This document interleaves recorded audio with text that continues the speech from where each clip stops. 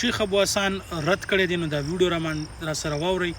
منکرینو حدیثو باره کې ده، تاسو ټول په شریک اول دا ویډیو وګورئ. او نن سبا پکې بعضو مسلمانان چې ځان ته وایي هغوی پیغمبر پورې او د هغه په حدیثونو پورې ټوکې شروع کړي.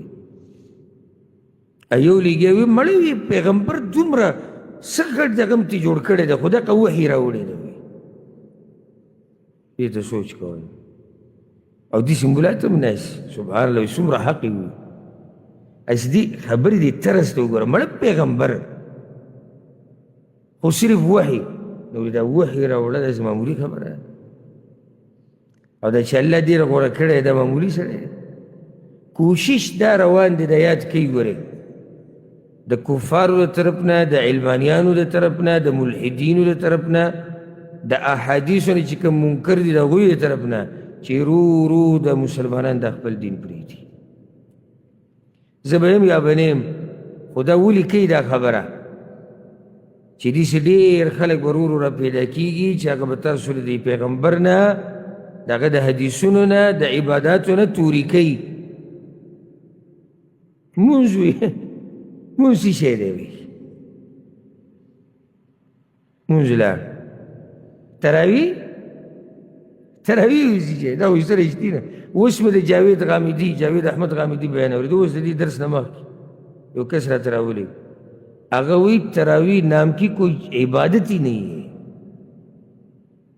او دغه شانې څو نمونې پښتنو کې هم د ده په لار روان دي. ختم.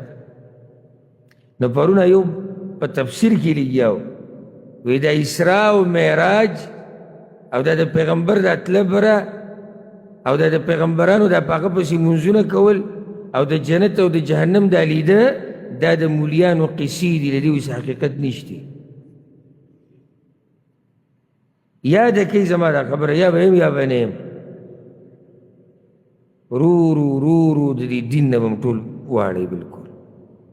نن دا نشتي، هغه نشتي، هغه نشتي، دا نشتي. او کوم خلک دوی ته خوشحالېږي بې دینه. یو سړی چې مونځ نه کوي، یاره هغه وایي حق پرست عالم چې ما په ژوند کې لیدلی هغه دا دی. نو دا آخر کوم داسې غټ حق ویلی ته دومره متاثره شو، وایي چې مونځ نشتي. نو مونځ خو ده کوم نه. علمانیان چې په دین پورې مسخرې کوي، هغه هم دقه مولیان خوښوي. وګوره وایي دا مسلمان ځان ته وایي، دی هم په دین پورې مسخره کوي، دی هم ټوغې کوي.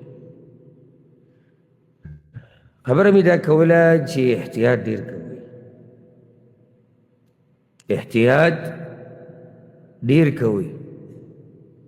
او د هر سړي چې بیان کوي د هغه بیان مه اورئ چې څو پورې تحقیق د خبرې نه یي کړی. دا سړی بیانوي څه وایي څه، سړی وایي خبرې خو پکې ښه وکړي، نو دا خو لازم کافران چې هم خبرې کوي یو څو پکې غلطي وایي، نورې څه وایي، نورې صحیح وایي. ټولې خبرې خو څوک غلطې نه کوي، نو احتیاط پکار دی.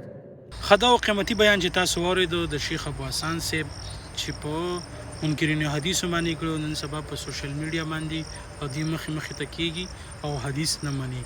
دا د شیخ صاحب ډېر قیمتي خبرې او ډېر قیمتي بیان چې تاسو واورېدو.